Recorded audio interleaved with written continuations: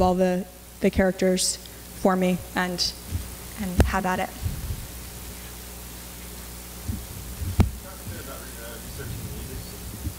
Yeah. Well, I read some books.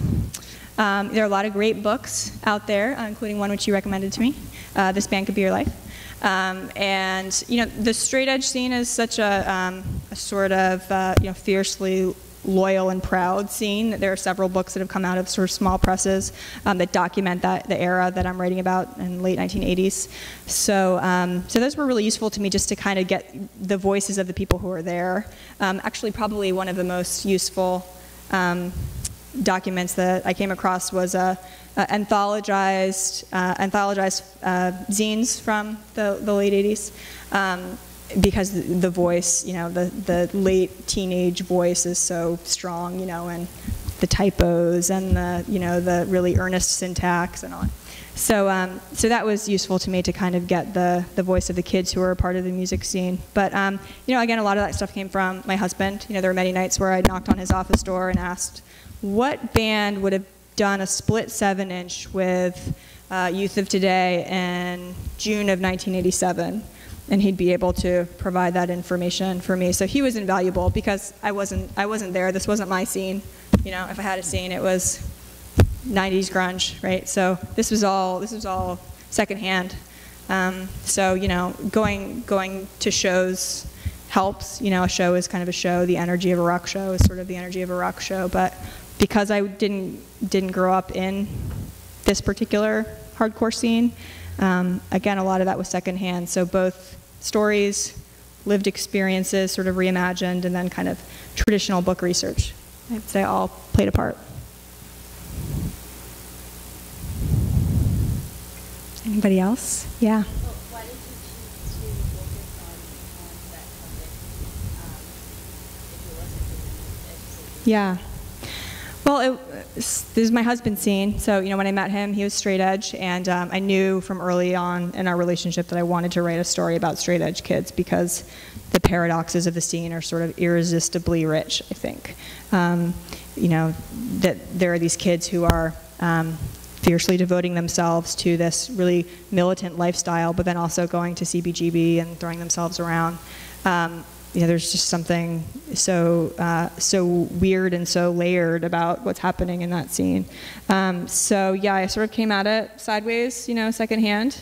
But it sort of amazed me that there hadn't been much fiction about straight edge. There's just so many stories inside it in terms of, generations reinterpreting the rebellious model of their parents. How do you rebel against a generation that was all about rebellion? And I think even though straight edge was a really limited culture, it kind of embodies a question that maybe the whole generation faces. Does that answer your question? Okay. It's appropriate. Anyone else? Yeah.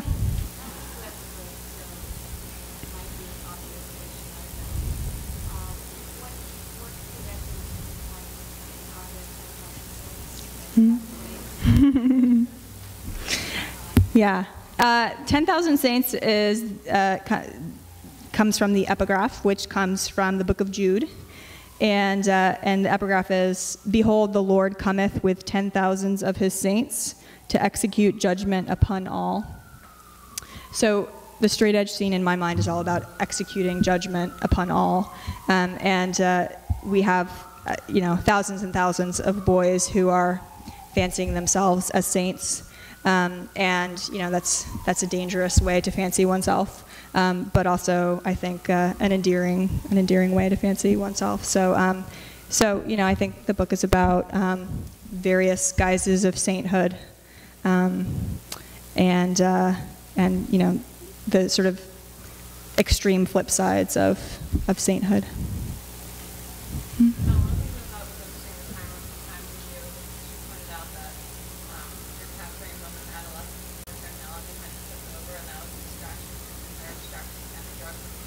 Yeah. No, not really. I mean, I guess I was interested in writing about a period sort of pre-iPhone, you know, because it's, you know, as Gary Steingart said in an interview for NPR, you know, you can't write about 2011. It's impossible because, you know, today's iPhone is something else tomorrow, and so he chooses to set his fiction in the future. So I think maybe subconsciously I was drawn to a sort of simpler time where, you know, I didn't have to worry about you know, capturing the modern age in such a technical way, and capturing something that sort of had already passed, had already been acknowledged, but maybe not as deeply as it could be, you know, sort of mining that material more deeply. No, I mean, but what was challenging about the research of this particular period, though, is that it is pre-information age. So, you know, there was no intranet per se in 1988, so that made the research difficult. But it's sort of post, you know, traditional historical fiction. So it's at an odd place.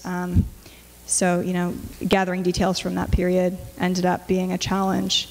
But I'm not sure that I necessarily chose this piece because of its more sort of, because it was a more innocent time.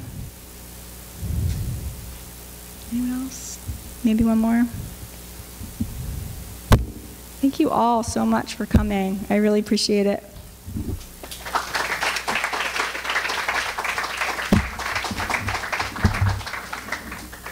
Thank you all for coming tonight. Thank you to Eleanor Henderson, and she'll stick around and sign books. And upcoming events are at strandbooks.com. We have Simon Pegg here on Monday night, so hope you'll join us. Thank you all for